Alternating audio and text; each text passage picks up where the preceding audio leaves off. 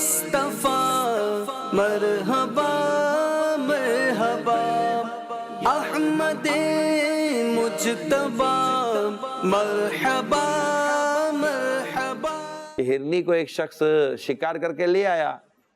ہرنی نے جب سرکار صلی اللہ تعالیٰ علیہ وسلم کو دیکھا تو آپ صلی اللہ تعالیٰ علیہ وسلم سے اس نے کیا فریاد کی کہ یا رسول اللہ صلی اللہ علیہ وسلم، یہ مجھے شکار کر کے لے آیا ہے شخص، اب ہے یہ کہ یہ مجھے ذبح بھی نہیں کرتا اور چھوڑتا بھی نہیں ہے، اب میرے بچے دور ہیں اور مجھے میرے بچوں کو دودھ پلانا ہے جس کی مجھے تکلیف ہو رہی ہے، تو آپ میری مدد کریں۔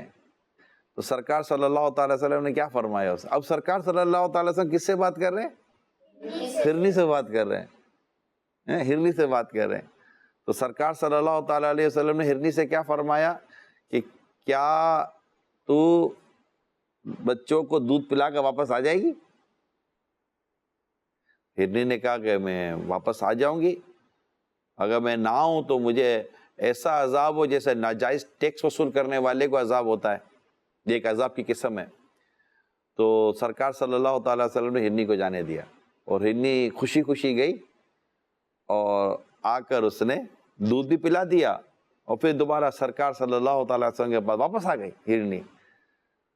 آقا صلی اللہ تعالیٰ علیہ وسلم نے اس کو باندھ دیا جہاں سے وہ پہلے بندھی ہوئی تھی، اتنے میں وہ جسے شکار کیا تھا وہ شخص بھی آ گیا۔ اس سے میرے آقا صلی اللہ تعالیٰ علیہ وسلم نے فرمایا کیا تم مجھے ہرنی بیچتے ہو؟ اس نے کہا حضور بیچوں گا نہیں، میں آپ کو تحفے میں دوں گا۔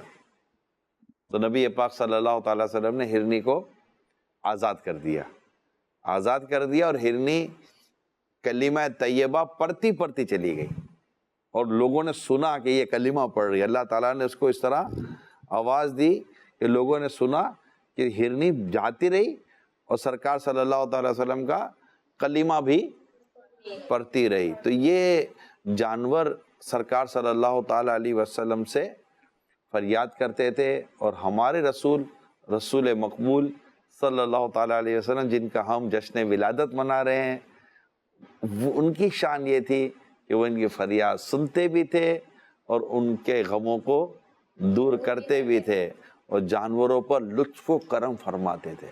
آمد مصطفیٰ مرحبا مرحبا، احمد مجتبی مرحبا مرحبا۔